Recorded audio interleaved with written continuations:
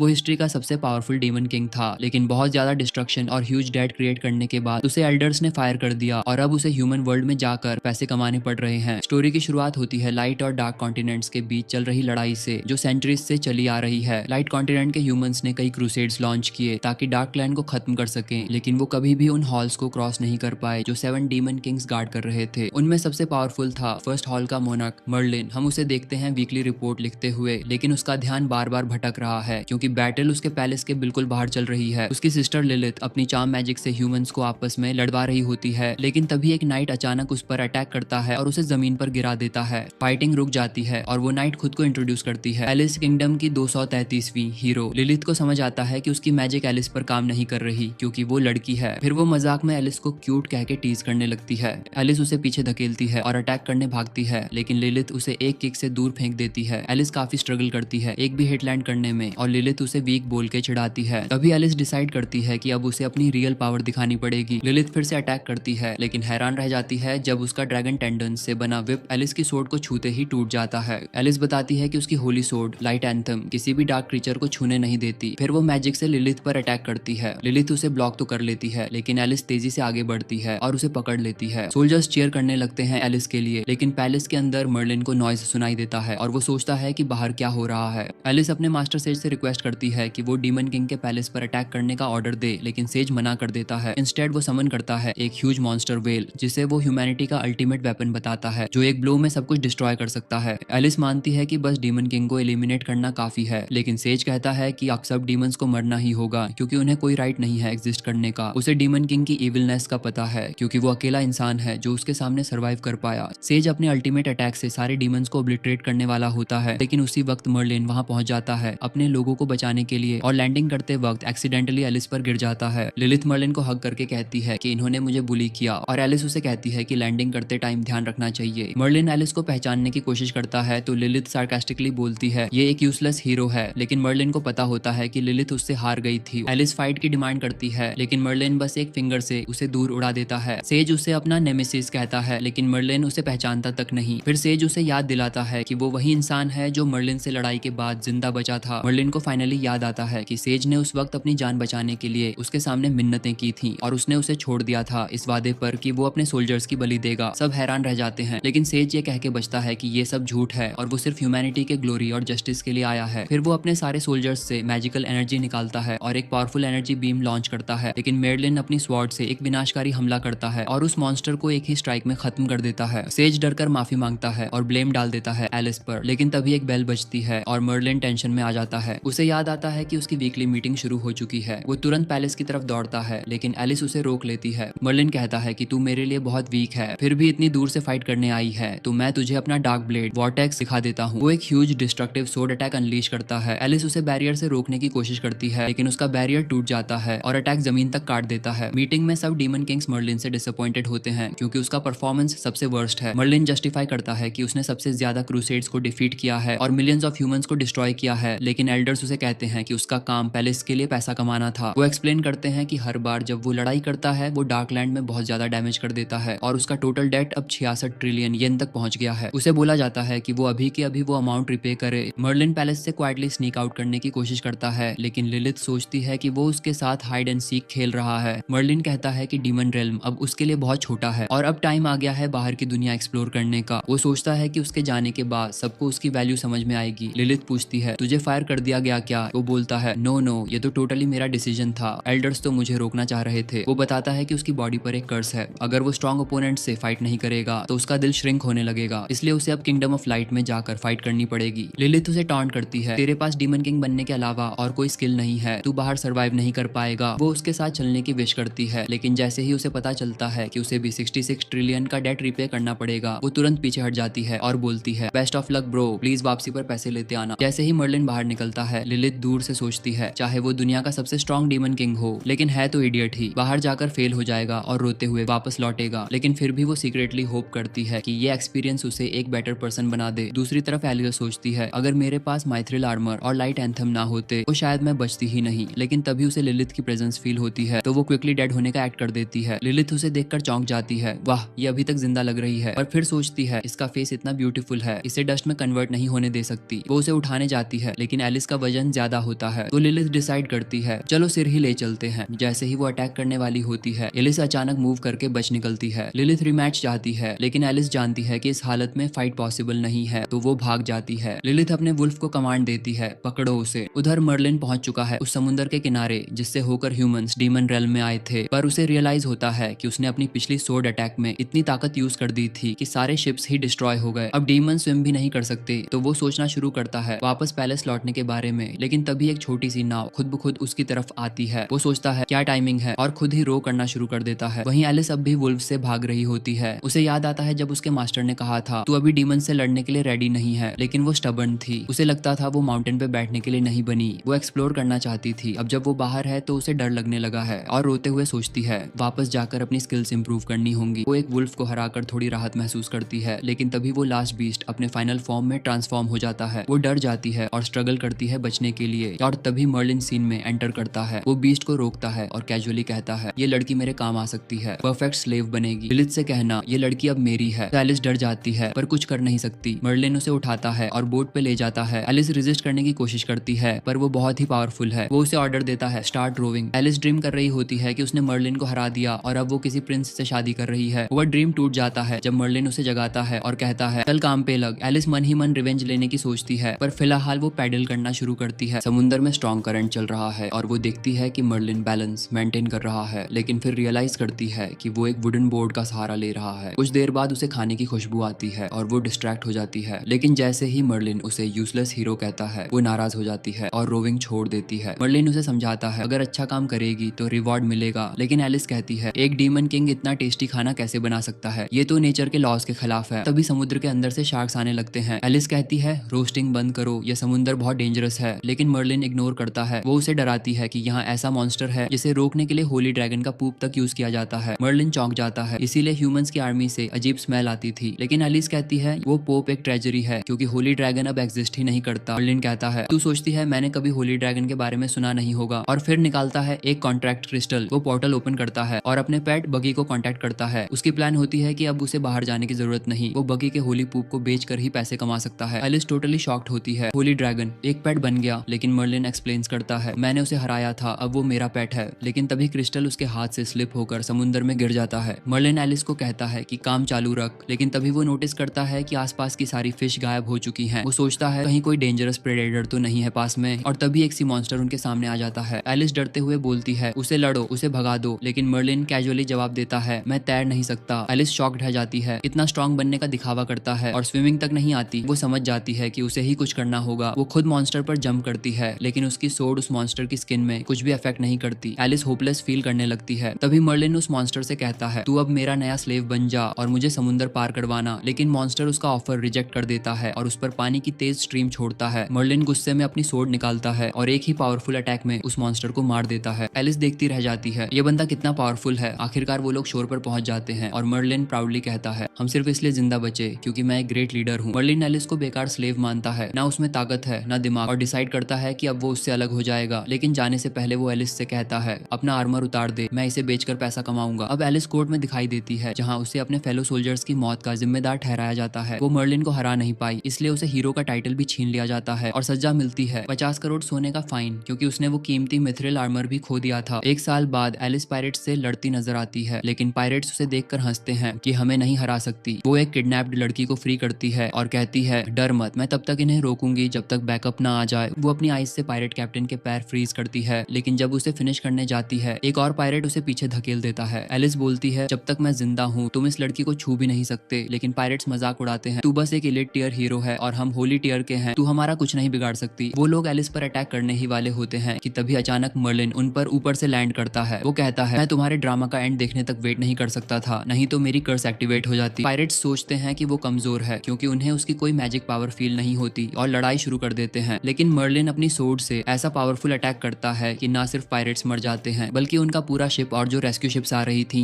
वो भी डिस्ट्रॉय हो जाती है। एलिस उसका चेहरा नहीं देख पाती, लेकिन उसे हीरो समझती है और उसे प्रेज करती है, लेकिन वो अपनी आइडेंटिटी रिवील किए बिना वहां से चला जाता है। उसके बाद एक रिपोर्टर बेला अनाउंस करती है कि क्वीन ने मर्लिन को वांटेड क्रिमिनल डिक्लेयर कर दिया है। उसका असली नाम किसी को नहीं पता, इसलिए उसे नाम मिला है नाइटब्लेड। एलिस ये सब सुनकर गुस्से में बोलती है वो क्रिमिनल नहीं है, वो तो सच्चा हीरो है। टीवी पर चल रही इंटरव्यू उसे इरिटेट करती है, लेकिन उसे इस बात की खुशी है कि उसने 10,000 सोने का कलेक्ट कर लिया है। फिर उसे याद आता है कि अभी बहुत दूर जाना है अपने 50 मिलियन गोल्ड डेप्ट को चुकाने के लिए। वो मर्लिन को याद करके गुस्से में टेबल पर पंच मारती है और गलती से अपने नेक्स्ट मिशन कॉन्ट्रैक्ट पर पानी गिरा देती है। उस कॉन्ट्रैक्ट में क्रिमिनल की फोटो देखकर उसे मर्लिन की याद आती है, लेकिन सोचती है कि एक डीमन किंग कैसे फ्रीलोड कर सकता है। फिर उसे याद आता है कि उसे कैरेज के लिए देर हो गई है। वो जल्दी से अपने नाइट ब्लेड वाले पोस्टर को हक करती है, ब्लेस मी हीरो, और उस डीमन किंग को कर्स देना। उधर मर्लिन अपना वांटेड पोस्टर देखता है, लेकिन वो खुश नहीं होता। सिर्फ 5,000 सोने का बाउंटी, इतनी कम। उसे लगता है वो थोड़ा केयरलेस हो गया था, क्योंकि उसने एलिस का आर्मर बेचकर जो पैसे कमाए थे वो भी वेस्ट कर दिए। अब उसे भूख लगी होती है और सोचता है लोगों को तो प्राउड फील होना चाहिए कि मैं उनके घर में खाना खा रहा हूँ। तभी उसे एक विलेज दिखाई देता है, लेकिन वहाँ 2 बैंडिट्स उसे रोकते हैं। कुछ ना कुछ हमें दो, नहीं तो हमारे मास्टर हमें पनिश करेगा। वो उसकी सोड मांगते हैं, लेकिन मर्लिन उन्हें वार्न करता है, अगर मैंने सोड निकाली तो मर जाओगे। बैंडिट्स हंसते हैं। उनमें से एक एप्पल पील करता है अपने नाइफ से और कहता है डर गया क्या, लेकिन अगली ही मोमेंट मर्लिन अपनी सोड निकालकर उसे टुकड़ों में काट देता है और उसका एप्पल उठाकर खा जाता है। दूसरा बैंडिट डरकर भाग जाता है और रास्ते में गॉब्लिन में ट्रांसफॉर्म हो जाता है। अब मर्लिन समझ जाता है कि ये दोनों बैंडिट्स नहीं थे, बल्कि ट्रांसफॉर्मेशन मैजिक से गॉब्लिन बने हुए थे। वो गॉब्लिन अपने किंग के पास जाकर बताता है एक ह्यूमन ने मेरे साथी को मार दिया, लेकिन गॉब्लिन किंग खुश हो जाता है। हमें पता चलता है कि गोब्लिन्स ने इंसानों को प्रोवोक करने के लिए ही बैंडिट्स का रूप लिया था, ताकि मानव शांति संधि तोड़ दे। और अब गॉब्लिन किंग ऑर्डर देता है ह्यूमन विलेज पर अटैक करो। मर्लिन ने लिलिथ को एक लेटर भेजा जिसमें उसने लिखा कि वो अब लग्जूरियस लाइफ जी रहा है और सब उसे पसंद करते हैं, इसलिए जब तक डीमन किंग्स पैलेस के एल्डर्स उससे माफी नहीं मांगते तब तक वो वापस नहीं आएगा। लेकिन लिलिथ जानती है कि ये सब उसकी बातें हैं, असल में वो बस ब्लफ कर रहा है। इस बीच मर्लिन एक होटल से बिना पैसे दिए भागने की कोशिश करता है, लेकिन ओनर उसे पहचान लेता है, वही नोटोरियस फ्रीलोडर जो साउथ में काफी परेशानियां क्रिएट कर चुका है। ओनर सबको बुला लेता है उसे पकड़ने के लिए, लेकिन मर्लिन फिर भी एस्केप कर जाता है। उसे लगता है उसने फिर से ट्रबल कॉज किया है। तभी एक लड़का हेनरी उसके सामने आ जाता है। मर्लिन इंस्टिंक्टिवली अपनी सोर्ड पकड़ लेता है, तो हेनरी सोचता है कि शायद कोई परफॉर्मेंस चल रही है। वो कहता है अगर शो अच्छा हुआ तो रिवॉर्ड मिलेगा, लेकिन मर्लिन अपनी स्वॉर्ड नहीं निकाल सकता, क्योंकि अगर निकाली तो हेनरी तो मरेगा ही, पूरा विलेज भी उड़ जाएगा। इसलिए वो उसे ट्रिक करने की कोशिश करता है, लेकिन हेनरी उसे यूजलेस बम बोलता है और मर्लिन गुस्से में उसकी आइसक्रीम फेंक देता है, जिससे हेनरी रोने लगता है। एलिस भी उसी विलेज में पहुंचती है। कुछ एडवेंचरर्स उसे देखते ही बोलते हैं कि एक हीरो के साथ ट्रैवल करना तो ऑनर है, लेकिन एलिस उन्हें बताती है कि अब वो हीरो नहीं रही। सब शॉक्ड हो जाते हैं और जैसे ही एलिस एक्सप्लेन करने लगती है, अभी एक आदमी चिल्लाते हुए आता है और अनाउंस करता है कि एक नई किताब निकली है जिसमें डीमन किंग और फीमेल हीरो की सीक्रेट रोमांस का खुलासा हुआ है। एलिस टोटली एम्बैरेस्ड हो जाती है। उसे लगता है ये उसके और मर्लिन की कहानी है। आदमी बोलता है कि मिलियंस कॉपीज बिक चुकी हैं और एलिस सीधे डिस्पेयर में चली जाती है। एडवेंचरर्स गॉब्लिन प्रॉब्लम पर डिस्कशन करने लगते हैं, लेकिन वो शादी के बारे में भी बात कर रहे होते हैं, जिससे एलिस और डर जाती है। उसे लगता है ये सब मिशन के दौरान मर जाएंगे। प्रीस्ट नाम की एक लड़की उसे गुड लक विश करती है और बोलती है कि क्रॉस स्पीसीज रोमांस कोई इशू नहीं है, एलिस और डीमन किंग के बीच भी नहीं। एलिस एक पोस्टर देखती है और सोचती है ये फ्रीलोडर इतना फेमस कैसे हो गया। फिर भी उसे लगता है कि ये मिशन इजी होगा। मर्लिन एक नियर बाय इन जाता है और टेस्टी फूड एंजॉय करता है, लेकिन जैसे ही स्नीक आउट करता है इनकी ओनर उसे पकड़ लेती है। वो बताती है कि वॉशरूम ऑपोजिट डायरेक्शन में है। मर्लिन एक्सक्यूज देता है कि वो जॉब ढूंढ रहा था। ओनर पूछती है तुम्हारे पास इनके लिए कोई यूजफुल स्किल है। मर्लिन अपनी डांसिंग और सिंगिंग दिखाता है जो सबको इम्प्रेस कर देती है। ओनर उसे हायर कर लेती है। सैलरी एक गोल्ड और ड्रिंक सेल्स पर 15% कमीशन। मर्लिन सोचता है इतनी अच्छी सैलरी कैसे पॉसिबल है। ओनर बताती है 2 शिफ्ट्स होती हैं। डे शिफ्ट नॉर्मल होती है, लेकिन नाइट शिफ्ट में फीमेल कस्टमर्स ज्यादा होती हैं और वहाँ उसे पूरा माहौल लाइवली बनाना होता है। ओनर अपना नाम बताती है मार्था और मर्लिन अपना नाइट शिफ्ट नाम रखता है डेजी। वो बोलती है कि उसकी मील कॉस्ट उसकी सैलरी से डिडक्ट होगी। फिर वो अपने बेटे हेनरी से मिलवाती है जो मर्लिन को फिर से फ्रीलोडर कहता है, लेकिन मार्था उसे रूड होने के लिए मार देती है। हेनरी उसे गेस्ट रूम दिखाने ले जाता है और रास्ते में मर्लिन उसे ब्राइब करने की कोशिश करता है ताकि वो उनकी पहली मीटिंग की बात मार्था को ना बताए। वो हेनरी को अपनी ब्लेड स्ट्राइक सिखाने का ऑफर देता है जिससे वो होली टियर ओपोनेंट से लड़ सके, लेकिन हेनरी को उस पर ट्रस्ट नहीं होता। हेनरी कहता है होली टियर ओपोनेंट को सिर्फ कोई टैलेंटेड इंसान ही हरा सकता है, जैसे नाइट ब्लेड। मर्लिन प्राउडली कहता है मैं ही नाइट ब्लेड हूँ, लेकिन हेनरी बिलीव नहीं करता। दूसरी तरफ एडवेंचरर्स गॉब्लिन से लड़ रहे होते हैं, लेकिन उन्हें पूरी आर्मी के लिए प्रिपेयर्ड नहीं किया गया था। अब उनके पास कोई ऑप्शन नहीं बचता, तो वो भागने की कोशिश करते हैं, लेकिन उन्हें गॉब्लिन चांसलर जिया पकड़ लेता है। वहीं मर्लिन इनमें काम करना शुरू करता है। पूरा फोकस फीमेल कस्टमर्स पर होता है ताकि वो उनकी नजरों में हीरो बन सके। मेल कस्टमर्स थोड़े इनसिक्योर फील करते हैं, लेकिन मार्था खुश होती है, उसकी सेल्स बढ़ जाती है। मार्था सोचती है इस बंदे ने पहले जरूर बहुत अच्छी जॉब्स की होंगी, लेकिन उसे लगता है निकनेम डेजी न्यूज़पेपर में अजीब लगेगा। और मर्लिन सोचता है बस अब और एम्बेरसमेंट नहीं। तभी हेनरी आ जाता है और कहता है ये बस एक फ्रीलोडर है जो औरतों का पैसा खाता है, मेरी मॉम से दूर रहो। एलिस अपनी टारगेट ढूंढ नहीं पाती, लेकिन तभी उसे हेनरी पेड़ पर मारते हुए दिखता है। उसे लगता है हेनरी उस चार्मिंग फ्रीलोडर से इरिटेट है। वो उसे पोस्टर दिखाती है और हेनरी कहता है ये वैसा नहीं दिखता जैसा वो फ्रीलोडर जो हमारे टैवर्न में औरतों को बेवकूफ बनाता है। एलिस सोचती है शायद वो बस एक वर्काहॉलिक है। फिर अचानक कुछ मर्द एलिस के पास आते हैं और कहते हैं अगर तुम इस मर्लिन को पकड़ सको तो तुम्हें रिवॉर्ड मिलेगा क्योंकि हमारी औरतें उसके चाम में फंस गई हैं। एलिस उस इन में जाती है और एक छोटे टाउन में इतने सारे वेमेन देखकर सरप्राइज हो जाती है। फिर उसे मर्लिन दिखता है और वो समझ जाती है कि यही उसका टारगेट है, लेकिन उसे याद आता है रिपोर्ट्स के हिसाब से ये बंदा बहुत फास्ट भाग जाता है, इसलिए वो सीधे पकड़ने की जगह धीरे धीरे उसके करीब जाने का प्लान बनाती है। एक्सीडेंटली वो लड़की स्टेज पे एंटर कर जाती है और लड़का सोचता है कि शायद वो भी उसके परफॉर्मेंस का पार्ट बनना चाहती है, लेकिन थोड़ी ही देर में दोनों को एक दूसरे की असली आइडेंटिटी के बारे में पता चल जाता है। लड़की सडनली उस पर हमला कर देती है बट वो सारे अटैक्स आसानी से डॉज कर लेता है। तभी लड़की रोने लगती है और कहती है कि उसके जाने के बाद उसकी जिंदगी एकदम मिजरेबल हो गई थी। ऑडियंस में बैठी लेडीज को लगता है कि लड़का बहुत ही घटिया इंसान है जिसने उसे छोड़ दिया। फिर एलिस मेर्लिन से अपना ट्रेजर वापस मांगती है, लेकिन वो रिवील करता है कि उसने वो ऑलरेडी बेच दिया है। एलिस गुस्से में कहती है कि उसने उसकी लाइफ रूइन कर दी और अगर उसने आर्मर वापस नहीं किया तो वो उसे अरेस्ट कर लेगी, लेकिन मर्लिन उसे याद दिलाता है कि वो उससे फाइट में जीत नहीं सकती। एलिस को रियलाइज होता है कि अब उसे 50 मिलियन गोल्ड का डेट झेलना पड़ेगा। ये सुनकर मर्लिन शॉक्ड हो जाता है क्योंकि उसका खुद का डेट तो बस कुछ हजार कॉइंस का ही है और वो भी 1 साल फ्री लोड करने के बाद। एलिस उसे अपनी सिचुएशन एक्सप्लेन करती है। उसे एडवेंचरस गिल्ड में जॉब करनी पड़ी और होली टियर ओपोनेंट से लड़ना पड़ा ताकि वो अपना डेट चुका सके। यह सुनकर मर्लिन एक्साइटेड हो जाता है और पूछता है कि वो एडवेंचरर कैसे बन सकता है। एलिस बताती है कि उसे रेफरल की जरूरत होगी। मर्लिन तुरंत उसे उसका रेफरल मांग लेता है क्योंकि वो हमेशा से एडवेंचरर बनना चाहता था, बट एलिस उसे मना कर देती है। उधर हेनरी शहर में घूम रहा होता है, लेकिन गार्ड उसे घर भेजना चाहते हैं क्योंकि मार्था उसे ढूंढ रही होगी। हेनरी कहता है कि वो उस फ्री लोडर को नहीं देखना चाहता। तभी वो एडवेंचरस आता है जो गॉब्लिन्स को हराने गया था। वो गार्ड से कहता है कि गेट खोलो, लेकिन गार्ड्स मना कर देते हैं क्योंकि रात हो चुकी है। वो बताता है कि उसके फ्रेंड्स मर चुके हैं और वो खुद भी बुरी तरह घायल है। आखिर में गेट खोल दिया जाता है, लेकिन वो एक ट्रैप होता है। गॉब्लिन्स विलेज में घुस जाते हैं। वो जिया से कहता है कि उसके फियांसे को फ्री कर दो जैसा डील हुआ था, बट जिया कहती है कि अब उसका कोई हक नहीं क्योंकि वो तो बस एक स्लेव है। एलिस सोचती है कि डीमन किंग आखिर एडवेंचरर बनना क्यों चाहता है और उसे गुस्सा आता है क्योंकि अब वो उसका रिवॉर्ड भी नहीं पा सकती। गॉब्लिन्स इन पर हमला करते हैं, लेकिन मर्लिन समझ जाता है कि ये कस्टमर्स नहीं है, तो वो उन्हें बाहर फेंक देता है। ये देखकर वहाँ की लेडीज इंप्रेस्ड हो जाती हैं। मार्था अपने बेटे के लिए परेशान हो जाती है, इसलिए वो टैवर्न मर्लिन के हवाले करके बाहर निकल जाती है। जैसे जैसे और गॉब्लिन्स आते हैं, मर्लिन उन्हें चुपचाप खत्म करता जाता है और फिर कैजुअली अपना काम करता रहता है। उसे रियलाइज होता है कि अगर मार्था को कुछ हो गया तो उसे पैसे नहीं मिलेंगे, इसलिए वो उसे ढूंढने निकल पड़ता है। मार्था सबसे पूछती है कि कहीं हेनरी दिखा क्या। एक आदमी बताता है कि उसे गेट के पास देखा गया था और साथ ही वार्न करता है कि वहाँ गॉब्लिन्स हैं, लेकिन मार्था फिर भी अपने बेटे को ढूंढने चल पड़ती है। वो हेनरी का नाम चिल्लाती है और उसकी आवाज सुनकर गॉब्लिन्स उसकी तरफ अट्रैक्ट हो जाते हैं। वो लोग उसे उठा ले जाते हैं। हेनरी देखता है कि मार्था परेशानी में है और वो उसकी हेल्प करना चाहता है, बट डर के मारे उसकी बॉडी हिल भी नहीं रही। इस बीच मर्लिन विलेज में घूम रहा होता है और सोचता है कि ये जगह तो डार्क रेल्म जितनी कैओटिक लग रही है। उसे गॉब्लिन्स मिलते हैं और वो फाइट अवॉइड करना चाहता है क्योंकि ये इतने वीक हैं कि उसकी कर्स वाली प्रॉब्लम सॉल्व नहीं कर सकते, लेकिन गॉब्लिन्स फिर भी उस पर हमला कर देते हैं और वो उन्हें काट कर टुकड़े टुकड़े कर देता है। एलिस उसे देखती है और सोचती है कि शायद मर्लिन गॉब्लिन्स के साथ मिला हुआ है, लेकिन वो साफ करता है कि वो कभी ऐसे लो रैंक्ड क्रीचर्स के साथ नहीं रहेगा। एलिस कहती है कि अगर वो उनके साथ नहीं है तो उसे विलेज को बचाने में हेल्प करनी चाहिए, लेकिन मर्लिन कहता है कि उसे कोई फर्क नहीं पड़ता क्योंकि वो इस विलेज का रेजिडेंट नहीं है। एलिस उसे रिमाइंड कराती है कि अगर उसे गिल्ड ज्वाइन करनी है तो उसे विलेज को प्रोटेक्ट करना पड़ेगा, बट वो कहता है कि बिना पैसे के वो कुछ नहीं करेगा। एलिस बताती है कि उसके पास पैसे नहीं है, तो मर्लिन कहता है तो फिर साइड हटो, मुझे मार्था को ढूंढना है। एलिस सोचती है कि वो अकेले ही विलेज को बचा लेगी और फिर अपनी आइस मैजिक से गॉब्लिन्स को फ्रीज कर देती है। जिया उसे ऑब्जर्व कर रही होती है और सोचती है कि अगर वो सरप्राइज अटैक करे तो एलिस कुछ नहीं कर पाएगी, लेकिन एलिस उसे एक जबरदस्त किक मार देती है। एलिस कहती है इस विलेज से निकल जा, लेकिन जिया बोलती है कि एलिस एलीट टियर होते हुए भी उन्हें हरा नहीं सकती। जिया गॉब्लिन्स को ऑर्डर देती है कि एलिस को पकड़ लो। तभी एक लड़का अचानक गिर जाता है और बताता है कि उसने मर्लिन को गॉब्लिन्स मारते हुए देखा है। जिया अपनी मैजिक से देखती है कि गॉब्लिन्स कैसे मारे गए थे और रियलाइज करती है कि उसकी आर्मी मर्लिन के सामने कुछ भी नहीं है, इसलिए वो रिट्रीट का ऑर्डर दे देती है। विलेजर्स अपने फैमिली मेंबर्स को ढूंढने लगते हैं और एक आदमी जिसका नाम जॉनसन है अपनी पर्सनल गार्ड सर्विस एडवर्टाइज करने लगता है। लोग उससे कहते हैं कि हमारे लव्ड वंस को बचाओ, लेकिन वो कहता है कि शायद वो अब तक मर चुके हैं, इसलिए फ्यूचर पर फोकस करो। एलिस वहां पहुंचती है उस एडवेंचरर के साथ जिसने गार्ड से गेट खोलने को कहा था। वो बताता है कि गॉब्लिन्स सबको अपनी केव में ले गए हैं। तभी एक सोल्जर उसे पहचान लेता है और उसे ट्रेटर कहता है, लेकिन एलिस उसका बचाव करती है और कहती है कि उसका फियांसे और कॉमरेड्स कैप्चर हो चुके थे, इसलिए उसे मजबूरी में गॉब्लिन्स के साथ जाना पड़ा। जॉनसन उस लड़की से पूछता है तुम कौन हो, तो वो कॉन्फिडेंटली अपना इंट्रोडक्शन देती है, मैं हूँ 233वां हीरो। यह सुनते ही सारे विलेजर्स उसके बारे में बात करने लगते हैं, लेकिन जॉनसन जेलस फील करता है और सबको उसके खिलाफ भड़काने की कोशिश करता है। वो जॉनसन को किक करके दूर फेंक देती है और अकेले ही केव पर अटैक करने का डिसीजन लेती है। हेनरी सोचता है कि सारे विलेजर्स डरपोक हैं, सो वो भी उसके साथ जाने का डिसाइड करता है, लेकिन जैसे ही वो केव में एंटर करता है वो एक्सीडेंटली एक गॉब्लिन से टकरा जाता है और डर के मारे फ्रीज हो जाता है। केव के अंदर पड़े हुए बॉडीज देखकर वो शॉक में आ जाता है। फिर वो अपने फादर की तलवार लेने जाता है ताकि अपनी मॉम को बचा सके, लेकिन तभी अनकॉन्शियस पड़े गॉब्लिन्स उठ जाते हैं और उस पर हमला कर देते हैं। हेनरी उनसे लड़ने की कोशिश करता है बट सैडली वो इजीली हार जाता है। गॉब्लिन्स उसे फिनिश करने वाले होते हैं, लेकिन तभी अचानक एंट्री होती है मर्लिन की। वो गॉब्लिन से कहता है, तुम लोग मुझे गुस्सा दिला रहे हो क्योंकि तुम्हारी वजह से मुझे ओवरटाइम करना पड़ता है। हेनरी सोर्ड लेकर भागने की कोशिश करता है, लेकिन मर्लिन उसे रोकता है और कहता है घर पर रहो। लेकिन हेनरी कहता है, मुझे अपनी माँ को सेव करना है। मर्लिन सोचता है, ये बच्चा हमेशा ट्रबल करता है, लेकिन फिर उसे अपनी सिस्टर को बचाने वाली फाइट याद आती है और वो डिसाइड करता है, फाइन, मैं उसकी हेल्प करूंगा। मर्लिन सोचता है, ये पहली बार होगा जब मैं ह्यूमन के लिए अपनी सोर्ड उठाऊंगा। प्रॉब्लम ये होती है कि उसे गोब्लिन केव का लोकेशन नहीं पता। तभी वो कुछ ह्यूमंस को सुनता है जो अपने लव्ड वंस को बचाने की प्लानिंग कर रहे होते हैं और वो भी उनके साथ ज्वाइन कर लेता है। वो खुद को लीडर वॉलंटियर करता है, मैं एक स्ट्रांग वॉरियर हूँ, लेकिन लोग बिलीव नहीं करते और उसे रिजेक्ट कर देते हैं। हेनरी उन्हें समझाना चाहता है कि वो कैपेबल फाइटर है, लेकिन वो ज्यादा एक्सप्लेन नहीं करता और जॉनसन को लीडर बना देता है। विलेजर्स खुश हो जाते हैं, ग्रेट, जॉनसन हमें लीड करेगा। लेकिन जॉनसन डर के मारे कांप रहा होता है। दूसरी तरफ एलिस स्टील्थ में केव के अंदर एंटर करती है, गॉब्लिन्स का ध्यान डिस्ट्रैक्ट करके। जिया गॉब्लिन किंग के पास जाती है और बताती है रेड होने वाली है। किंग उसे ह्यूमंस पकड़ने के लिए प्रेज करता है। जिया बताती है, मैं 2 स्ट्रॉन्ग फाइटर से मिली थी, मैं उन्हें हरा सकती थी, बट मैंने उन्हें जानबूझकर केव तक पहुंचने दिया ताकि आप उनका हाल देख सको। फाइनली सब गोब्लिन केव के बाहर पहुंचते हैं। जॉनसन डर के मारे कांप रहा होता है और हेनरी लड़ने के लिए दौड़ता है, लेकिन मर्लिन उसे रोक लेता है क्योंकि उसे पता है ये एक ट्रैप है। जिया एक फायर बैरियर एक्टिवेट करती है और बोलती है, सरेंडर करो अगर जिंदा रहना है, लेकिन मर्लिन सीधा उस फायर बैरियर से वॉक करके चला जाता है। हेनरी टेंशन में आ जाता है, लेकिन मर्लिन कैजुअली बोलता है, ये तो कुछ भी नहीं है, मेरे घर के नीचे मैग्मा है। जिया प्राउडली कहती है, यहाँ तक कि होली टियर वॉरियर्स भी इस बैरियर को पार नहीं कर सकते। लेकिन मर्लिन अचानक उसके पीछे आ जाता है। हाय बेब। जिया शॉक हो जाती है, तू है कौन? मर्लिन अपनी आइडेंटिटी रिवील नहीं करता और कैजुअली बोलता है, मैं डेजी हूँ। फिर वो चार्मिंग अंदाज में उसका हाथ पकड़ता है, बस मार्था को सौंप दो। जिया गुस्से में उसे जलाने की कोशिश करती है, बट मर्लिन इजीली उसकी फ्लेम्स को रोक लेता है। जिया को रियलाइज होता है कि मर्लिन अपनी रियल पावर्स छुपा रहा था। वो अपना अल्टीमेट मूव यूज करती है, उसे फ्लेम्स से घेर लेती है, लेकिन मर्लिन बस स्नीज करता है और सारे गोब्लिन हवा में उड़ जाते हैं। जिया सोचती है क्या ये एक मॉन्स्टर है, और तभी मर्लिन बस उसे फ्लिक करता है जिससे वो सीधा माउंटेन से टकरा जाती है। फायर बैरियर गायब हो जाती है। जॉनसन डिसबिलीफ में होता है, ओएमजी वो जिया को हरा गया, वो तो एलीट टियर मेज थी। जब मर्लिन केव में एंटर करता है, लोग देखते हैं कि उसका सिलहुट नाइट ब्लेड जैसा लग रहा है। उधर एलिस प्रिजनर्स को फ्री करती है, लेकिन गॉब्लिन्स उसे देख लेते हैं। वो प्रीस्ट से कहती है, सबको बाहर ले चलो, मैं उनसे निपट लूंगी। एलिस उन्हें फास्ट डिफीट करती है, लेकिन गलती से गॉब्लिन किंग के हॉल में पहुंच जाती है। किंग उसकी वेट कर रहा होता है। किंग रिवील करता है, जिया ने कहा था वो एक को डील करेगी और बाकी को मेरे लिए भेजेगी। एलिस रियलाइज करती है वो एक होली टियर वॉरियर है। वो सोचती है शायद उसकी ताकत ब्रूट स्ट्रेंथ होगी, लेकिन किंग सुपर फास्ट निकलता है और उसकी आइस शील्ड को तोड़ देता है। दूसरी तरफ मर्लिन मार्था को ढूंढता है, बट केव में बहुत सारे कंफ्यूजिंग रास्ते होते हैं। किंग एलिस को पकड़ने की कोशिश करता है, लेकिन वो पीछे हटकर उसकी आर्म कट कर देती है। किंग इम्प्रेस्ड होता है, मैंने उसकी बोन्स तोड़ दी थी, फिर भी ये लड़ रही है। एलिस कहती है, मेरे मास्टर ने कहा था अभी भी किसी अपोनेंट को अंडर एस्टिमेट मत करना। किंग उसे कैप्चर कर लेता है, लेकिन एलिस अपने जायंट आइस सोर्ड से खुद को फ्री कर लेती है। एलिस एक स्ट्रॉन्ग कॉम्बो अटैक करती है और उसे लगता है कि वो जीत गई, लेकिन किंग हंसता है, मैं तो बस मरने का नाटक कर रहा था, मुझे देखना अच्छा लगता है जब लोग डिस्पेयर में जाते हैं। किंग खुद को हील कर लेता है और बॉडी ट्रांसफॉर्म कर देता है, फिर एलिस को पंच करके दूर फेंक देता है। उधर प्रीस्ट और बाकी लोग बाहर निकलने की कोशिश करते हैं, लेकिन उनके सामने एक शैडो दिखती है। वो डर जाते हैं, फिर से गोब्लिन्स, लेकिन वो कोई और नहीं, मर्लिन होता है। मार्था उसे देखकर खुश हो जाती है और मर्लिन बोलता है, बोनस तो बनता है, ओवर टाइम कर रहा हूँ। मार्था उसका हाथ पकड़ती है, लेट्स गो, समय नहीं है। लेकिन पीछे से गॉब्लिन्स आते हैं और मर्लिन उन्हें एक ही झटके में खत्म कर देता है। मार्था उससे कहती है, प्लीज एलिस को बचाओ, उसने हमें बचाया। मर्लिन सोचता है मुझे उसकी मदद करनी चाहिए या फिर इग्नोर कर दूं। मार्था मर्लिन से वादा करती है कि अगर वो उसे बचाता है तो उसकी सैलरी 3 गुना बढ़ा देगी। मर्लिन ये सुनकर तय करता है कि वो उसकी मदद करेगा। प्रीस्ट उसे चेतावनी देता है और कहता है कि वो उस गोल्ड से भरी हॉल में न जाए क्योंकि गॉब्लिन किंग एक होली टियर वॉरियर है। मर्लिन उसे अनसुना कर देता है और सोचता है कि वो एक ताकतवर दुश्मन को हराकर अमीर बन जाएगा, लेकिन बाकी सब सोचते हैं कि वो बस एलिस के लिए चिंता कर रहा है। मर्लिन कई गॉब्लिन्स को रास्ते में नॉकआउट करता है और गॉब्लिन किंग के हॉल में घुस जाता है, लेकिन वो गॉब्लिन किंग को नजरअंदाज करता है और पूरे हॉल में बिखरे गोल्ड को देखता है। वो एक गॉब्लिन का हाथ काटता है और एलिस को पकड़ लेता है, लेकिन उसे ये चिंता होने लगती है कि मार्था उसका बोनस कम कर देगी क्योंकि एलिस घायल है। एलिस उससे पूछती है कि बाकी लोग ठीक हैं, तो मर्लिन बताता है कि सब सुरक्षित हैं और कहता है कि वो उसे गॉब्लिन किंग को हराकर बाहर ले आएगा। गॉब्लिन किंग खुद को चोटिल दिखाता है और अपना खोया हुआ हाथ फिर से रिजेनरेट कर लेता है, लेकिन मर्लिन पर कोई असर नहीं होता। गॉब्लिन किंग सोचता है कि इसमें कुछ तो गड़बड़ है। मर्लिन उसे बताता है कि वो एक ऐसे ट्रबल मेकर को जानता है जो इसी तरह का सेंस ऑफ ह्यूमर रखता था, लेकिन वो मच प्रेटियर थी। गॉब्लिन किंग को समझ आता है कि मर्लिन बहुत स्ट्रांग है, तो वो अपना पूरा दम लगा देता है और चारों तरफ से हमला करने लगता है। मर्लिन आसानी से उसके सभी हमले रोक देता है। गॉब्लिन किंग पूछता है, तुम्हारा नाम क्या है, लेकिन मर्लिन सोचता है कि उसे नाम जानने का कोई हक नहीं है, तो बस कहता है मेरा नाम डेजी है। गॉब्लिन किंग अपनी अल्टीमेट टेक्निक इस्तेमाल करने की तैयारी करता है और मर्लिन एक्साइटेड हो जाता है। वो गॉब्लिन किंग से कहता है कि अगर वो उसे अपनी चांसलर बना ले तो वो उसकी लॉयल्टी ले सकता है। मर्लिन हंसते हुए कहता है कि उसकी इतनी हिम्मत है पर उसे पूरा जोर लगाना चाहिए। गॉब्लिन किंग अपनी अल्टीमेट टेक्निक गॉब्लिन्स हैमर को अनलीश करता है, लेकिन मर्लिन इसे आराम से रोक देता है। एलिस उसे पीछे से देखती है और समझ जाती है कि ये वही नाइट ब्लेड है। मर्लिन अपनी लेजेंडरी सोर्ड वॉर्टेक्स निकालता है और गॉब्लिन किंग इसे पहचानता है। ये वही सोर्ड है जिसे सिर्फ डीमन किंग ऑफ प्राइड निकाल सकता है। मर्लिन एक ही बार में गॉब्लिन किंग को हरा देता है, लेकिन फिर भूल जाता है कि उसे अपने हमले को कंट्रोल करना चाहिए और पूरी गुफा गिरने लगती है। मर्लिन सोचता है कि उसे एलिस को बचाना चाहिए या खजाना लेना चाहिए। फिर उसकी कॉन्शियंस उसे याद दिलाती है कि एलिस उसे गिल्ड में रिकमेंडेशन दे सकती है, तो वो अंत में उसे बचाने का फैसला करता है। वो गुफा से बाहर जाने के लिए एक रास्ता बनाता है और सब खुश होते हैं कि वो बच गए हैं। हेनरी उसे हीरो मानता है और सभी को बचाने के लिए धन्यवाद करता है, लेकिन फिर वो खजाने के खो जाने पर रोने लगता है। जबकि मार्था सोचती है कि मर्लिन सिर्फ एलिस के लिए चिंता कर रहा है। मर्लिन देखता है कि एलिस बुरी तरह से घायल है, लेकिन उसे गिल्ड में रिकमेंडेशन की जरूरत है, इसलिए वो उसे ठीक करने का फैसला करता है। वो उसके कपड़े उतारता है, लेकिन तभी मार्था अंदर आती है और सोचती है कि वो दोनों इंटीमेट होने वाले हैं, तो वो जल्दी से बाहर भाग जाती है और हेनरी उन्हें कहता है कि कंटिन्यू करो। मर्लिन एलिस को अपनी सलाइवा से कवर करता है क्योंकि ये ऑपोजिट जेंडर को हील करता है, और जैसे ही एलिस ठीक होने लगती है वो सपने देखने लगती है। मर्लिन समझ जाता है कि ये सलाइवा की वजह से है, तो वो सोचता है कि अब उसे एक पीसफुल नाइट नहीं मिल पाएगी। अगले दिन एलिस उठती है और सभी लोग दौड़कर उसके पास आते हैं। एलिस को कुछ याद नहीं आता कि गोब्लिन किंग से हारने के बाद क्या हुआ था। प्रीस्ट उसे बताता है कि उसे मर्लिन का धन्यवाद करना चाहिए क्योंकि वही था जिसने उसे बचाया। एलिस सोचती है कि उन्हें फिर से दोस्त बनना चाहिए क्योंकि वे पुराने दोस्त हैं, लेकिन एलिस बताती है कि वे राइवल्स हैं। सभी एलिस का धन्यवाद करते हैं कि उसने उन्हें पहले बचाया, लेकिन एलिस कहती है कि ये तो उसका काम था। बेला जॉनसन से इंटरव्यू लेती है जो बताता है कि उसने गांव वालों को गॉब्लिन्स से लड़ने के लिए लीड किया, लेकिन जब उसे मर्लिन दिखता है तो वो थोड़े नर्वस हो जाते हैं। बेला उससे गॉब्लिन इन्वेजन के बारे में पूछती है, लेकिन मर्लिन कहता है कि बस कुछ ही गॉब्लिन्स थे। तो बेला सोचती है कि शायद ये कोई छोटा सा स्ट्रगल था जिसे गांव वालों ने बड़ा चढ़ाकर बताया। मार्था मर्लिन को बताती है कि एलिस उसे ढूंढ रही है और मर्लिन सोचता है कि शायद एलिस उसे धन्यवाद देने आई है, लेकिन जब वो एलिस के कमरे में जाता है तो अचानक वो उसे हमला कर देती है। एलिस सोचती है कि मर्लिन ने उसका फायदा उठाया है क्योंकि उसने उसके कपड़े उतार दिए थे और पास वाले प्रीस्ट ने रात भर अजीब आवाजें सुनी थी, लेकिन मर्लिन उसे समझाता है कि वो बस उसकी सलाइवा से उसकी चोटें ठीक कर रहा था और इसी कारण उसे अजीब सपने आए थे। एलिस सब सिचुएशन समझ जाती है और मर्लिन का धन्यवाद करती है, लेकिन मर्लिन बताता है कि उसे खजाना खोना पड़ा क्योंकि वो उसे बचाने गया था। एलिस उसे याद दिलाती है कि वो खजाना तो पहले ही चोरी हो चुका था। फिर मर्लिन उससे मदद मांगता है कि वो उसे एडवेंचरर बनने में मदद करे और एलिस उसे कहती है कि वो उसे रिफर कर सकती है, लेकिन इस बार ये उनका इवन होगा। मार्था और बाकी लोग उन्हें फेयरवेल गिफ्ट्स देते हैं और हेनरी मर्लिन से कहता है कि वो भविष्य में उसका स्टूडेंट बनना चाहता है। मार्था मर्लिन और एलिस का मजाक उड़ाती है कि शायद वे शादी करने वाले हैं, लेकिन एलिस जोर देकर कहती है कि वे दोनों एक कपल नहीं है। इसी दौरान गॉब्लिन्स को पता चलता है कि उनका राजा मर चुका है और वे सोचते हैं कि उन्हें अब दक्षिण की ओर जाना चाहिए ताकि डेजी उन्हें फिर से न ढूंढ सके। तभी एक लेडी उनके सामने आती है और बताती है कि उसके पास लीजन ऑफ हेल की तीसरी की है, लेकिन वो कहती है कि उसे सभी गॉब्लिन्स को मारना पड़ेगा ताकि कोई भी इसे जान न सके। मर्लिन और एलिस गिल्ड पहुंचते हैं और मर्लिन नोट करता है कि गिल्ड का बिल्डिंग छोटा है, लेकिन वो एक एडवेंचरर बनने के लिए काफी एक्साइटेड है। वो नोटिस बोर्ड पर अवेलेबल कॉन्ट्रैक्ट्स देखता है और एलिस से पूछता है कि क्या वो एक एडवेंचरर है या सिर्फ पार्ट टाइम वर्कर, क्योंकि ज्यादातर काम सिंपल से लग रहे थे। रिसेप्शनिस्ट उन्हें देखती है और सोचती है कि क्या एलिस फिर से किसी मिशन के लिए आई है। वो जानती है कि वो मर्लिन को असली नाम से नहीं पहचान सकती, तो वो कह देती है कि उसका नाम डेजी है। यह सुनकर रिसेप्शनिस्ट सोचती है कि क्या वो एलिस का बॉयफ्रेंड है, तो वो जल्दी से एक वांटेड पोस्टर दिखाती है और बताती है कि वो इनाम लेने आई थी। मर्लिन ये सुनकर हैरान हो जाता है, लेकिन रिसेप्शनिस्ट कहती है कि एक क्रिमिनल एडवेंचरर नहीं बन सकता और पहले उसे अपना डेट चुकाना होगा। रिसेप्शनिस्ट जिसका नाम लू है वो एलिस को बताती है कि हाँ, उसके काम ने रूल्स तो फॉलो किए हैं पर उसे सिर्फ 10% एक्चुअल रिवॉर्ड मिलेगा। लू उसके गिल्ड के सारे ड्यूज काट लेती है और उसे सिर्फ 50 सोने के सिक्के देती है। एलिस काफी सैड हो जाती है, लेकिन तभी मर्लिन कॉइंस चुराने की कोशिश करता है। बोलता है कि उसने खुद को पकड़वाया था। एलिस गुस्से में बोलती है कि उसने हजारों गोल्ड कॉइंस लूज कर दिए मर्लिन की वजह से। मर्लिन उसे याद दिलाता है कि उसने कितनी बार उसकी जान बचाई है। लू बोलती है कि उन्हें मर्लिन का लेवल चेक करना चाहिए, लेकिन मर्लिन मना कर देता है। कहता है टाइम वेस्ट मत करो, सीधा मुझे हाईएस्ट टाइटल दे दो। तभी एक आदमी अर्नोल्ड आता है और वो सोचता है कि एलिस और मर्लिन डेटिंग कर रहे हैं। उसे बुरा लगता है क्योंकि एलिस ने उसका प्रपोजल रिजेक्ट कर दिया था। एलिस जल्दी से साफ करती है कि वो मर्लिन को डेट नहीं कर रही, लेकिन फिर भी अर्नोल्ड अपनी सोर्ड निकालता है और मर्लिन को ड्यूअल के लिए चैलेंज कर देता है। बोलता है कि जो जीतेगा वो एलिस को डेट कर सकता है। एलिस चिल्लाती है कि लड़ो मत, लेकिन अर्नोल्ड इग्नोर करके मर्लिन पर अटैक कर देता है। मर्लिन उसे एक झटके में सीलिंग में उड़ा देता है। फिर एक और एडवेंचरर हॉब्स एलिस से कहता है कि उसका बॉयफ्रेंड भी उसी की तरह स्ट्रांग है। मर्लिन को लगता है वो मजाक उड़ा रहा है, पर एलिस समझाती है कि ये एक कॉम्प्लीमेंट है क्योंकि उनके गिल्ड में बहुत कम स्ट्रांग एडवेंचरर्स हैं। मर्लिन प्राउडली बोलता है कि वो गिल्ड का ओवरऑल लेवल इंप्रूव करने में मदद करेगा, लेकिन तभी क्लॉड नाम का आदमी आता है और पूरा हॉल साइलेंट हो जाता है। जब क्लॉड का टेस्ट होता है तो पता चलता है कि वो सेंट लेवल फाइटर है। लू प्राउडली अनाउंस करती है कि क्लॉड ने टेस्ट पास कर लिया है। सब लोग शॉक्ड हो जाते हैं क्योंकि उसकी पावर गिल्ड मास्टर के बराबर है। मर्लिन सोचता है कि जब उसका टेस्ट होगा तब सब उसे भी वर्शिप करेंगे, लेकिन उसका टेस्ट डिवाइस उसकी पावर मेजर ही नहीं कर पाता। लू सैडली बोलती है कि मर्लिन एडवेंचरर नहीं बन सकता। एलिस को शक होता है कि शायद वो अपनी स्ट्रेंथ छुपा रहा है, लेकिन मर्लिन खुद भी कंफ्यूज्ड है। एलिस उसे सपोर्ट करने की कोशिश करती है, लेकिन लू साफ कहती है कि रूल्स तोड़ना अलाउड नहीं है। मर्लिन बोस्ट करता है कि इतनी स्किल्स के साथ तो डेविल्स मैसेंजर ने भी उसे हेल्स लीजन लीड करने का ऑफर दिया था, लेकिन उसने मना कर दिया। सब लोग उस पर हंसने लगते हैं। तब मेरिलिन चैलेंज देता है कि वो गिल्ड के सबसे स्ट्रॉन्ग इंसान से फाइट करेगा। तभी गिल्ड मास्टर खुद आता है और कहता है कि वो इस चैलेंज को इग्नोर नहीं कर सकता। गिल्ड मास्टर उसे एक हॉल में ले जाता है। मर्लिन पूछता है कि क्या वो हार मानना चाहेगा ताकि उसकी रेप्यूटेशन बची रहे, लेकिन मास्टर उसे घमंडी समझता है और प्राउडली बोलता है कि उसने पहले भी कई चैलेंजर्स को हरा दिया है। फिर मास्टर एक्सप्लेन करता है कि मर्लिन को उसे हराना नहीं है, बस अपनी पोटेंशियल दिखानी है, लेकिन मर्लिन तो उसकी बातों को इग्नोर कर रहा होता है। ओल्ड मैन उसे बोलता है कि फुल पावर में अटैक करे। मर्लिन अपना ब्लेड स्ट्राइक यूज करता है और पूरा हॉल डैमेज हो जाता है। एडवेंचरर्स सोचते हैं कि अब तो मर्लिन डर के मारे खत्म हो गया होगा, लेकिन मर्लिन सरप्राइजिंगली वापस आता है और लाइटली गिल्ड मास्टर को भी छू लेता है। गिल्ड मास्टर ऑफिशियली उसे गिल्ड में ज्वाइन करने देता है, लेकिन डर के मारे उसकी पैंट्स भी गीली हो जाती है। अब मर्लिन सोचना शुरू करता है कि एडवेंचरर बनकर पैसा कमाने का प्लान बनाना चाहिए। वो एलिस को ऑफर करता है कि मिशन रिवॉर्ड्स का 10% उसे देगा, लेकिन एलिस साफ मना कर देती है, उसे उसके साथ काम नहीं करना। मर्लिन सोचता है कि उसे एलिस की जरूरत नहीं है, लेकिन जल्दी ही उसका सारा पैसा खत्म हो जाता है और कोई ऑप्शन नहीं बचता, तो वो चुपके से एलिस के घर में घुस जाता है। एलिस उसे पकड़ लेती है और सोचती है कि वो उसे स्पाई कर रहा था, लेकिन मर्लिन कैजुअली बोलता है कि उसके पास स्पाई करने जैसा कुछ भी नहीं है। मर्लिन बोलता है कि अकेले रहना बहुत हार्ड है, तो वो उसके साथ रह जाएगा और उसकी प्रोटेक्शन के बदले सिर्फ 1000 गोल्ड लेगा। एलिस गुस्से में उसे घर से बाहर निकाल देती है। तब मर्लिन पूरे मोहल्ले में ड्रामा करने लगता है, जिससे सबको लगता है कि एलिस ने अपने बॉयफ्रेंड को बाहर निकाल दिया। एलिस रियलाइज करती है कि उसकी रेप्यूटेशन खराब हो जाएगी, तो मजबूरी में उसे अंदर बुला लेती है। अब मर्लिन एक और डील करता है कि अगर वो उसे रहने देगी तो प्रोटेक्शन फ्री में देगा। एलिस उसे मारने की कोशिश करती है, लेकिन मर्लिन इजीली उसके अटैक से बच जाता है और उसके रूम में घुस जाता है। फिर वो बेड पर सो जाता है। एलिस उसे हटाने की कोशिश करती है, लेकिन मर्लिन उसे ब्लैंकेट में लपेट कर सुला देता है। नेक्स्ट मॉर्निंग एलिस टायर्ड फील करती है क्योंकि उसे फ्लोर पर सोना पड़ा था। जब वो गिल्ड पहुंचती है तो मर्लिन भी आता है और पूछता है कि उसने उसे उठाया क्यों नहीं। सब लोग गॉसिप करना शुरू कर देते हैं कि वो दोनों साथ रह रहे हैं। अर्नोल्ड भी आता है और बोलता है कि उनकी पिछली फाइट फेयर नहीं थी, इसलिए अब बेस्ट ऑफ 3 होना चाहिए, लेकिन इस बार फाइट की जगह ए रैंक मिशन को पूरा करने की कंपटीशन होगी। मर्लिन सोचता है कि उसे एलिस को जीतने में इंटरेस्ट नहीं है, लेकिन कमीशन रिजेक्ट नहीं कर सकता क्योंकि अब वो एक एडवेंचरर है। वो लू से मिशन एक्सेप्ट करने की रिक्वेस्ट करता है, लेकिन लू कहती है कि उसका लेवल लो है, इसलिए मेंटर के बिना वो मिशन नहीं ले सकता। मर्लिन तुरंत एलिस को टीम में ज्वाइन करने को कहता है, लेकिन आर्नोल्ड भी उसे अपने टीम में इन्वाइट करता है और प्राउडली बताता है कि उसने ऑलरेडी क्लॉड को हायर कर लिया है। मर्लिन भी उसे आइडियल चॉइस मानता है, लेकिन एलिस आर्नोल्ड के टीम को ज्वाइन कर लेती है। सबको मर्लिन के लिए बुरा लगता है कि एलिस ने उसे छोड़कर ड्यूक के बेटे को चूज कर लिया। मर्लिन स्मार्टली हॉब्स को टीम में फंसा लेता है। बाद में हॉब्स एक कैरेज में उठता है और पूछता है कि वो कहाँ है। तब मर्लिन उसे मिशन के बारे में बताता है। हॉब्स डर जाता है क्योंकि वो बस एक मेज है और मर्लिन खुद भी एक रुकी है। मर्लिन उसे चिल रहने को बोलता है और कहता है कि सब कुछ संभाल लेगा। तभी हॉब्स को ड्यूक ऑफ रोजेस के नाइट्स दिखते हैं, लेकिन मर्लिन उन्हें पहचानता नहीं है। हॉब्स बताता है कि उनकी स्टेटस आर्नल्ड के फादर से भी ज्यादा हाई है। एक नाइट कार्ल डायरेक्शंस मांगता है। हॉब्स बताता है कि रास्ता माउंटेन के पार है, लेकिन कैरेज से नहीं जा सकते। कार्ल गुस्सा हो जाता है, सोचता है कि वो ड्यूक्स डॉटर सिसिलिया को इतनी गंदी राह पर चलाएंगे। जब कार्ल विप से मारने जाता है तो मर्लिन विप को पकड़कर उसे घोड़े से गिरा देता है। हॉब्स मर्लिन को शांत होने के लिए बोलता है, लेकिन मर्लिन इंसिस्ट करता है कि कार्ल को माफी मांगनी चाहिए। तभी एक स्टैम्पीड ऑफ बर्निंग राइनोस उनकी तरफ आ रही होती है। कार्ल सोल्जर्स को कैरेज की प्रोटेक्शन का ऑर्डर देता है। मर्लिन सोचता है कि राइनोस शायद किसी से डर के भाग रहे हैं। तभी एक राइनो कार्ल को क्रश करने वाला होता है, लेकिन मर्लिन उसे एक उंगली से उठाकर रोक लेता है।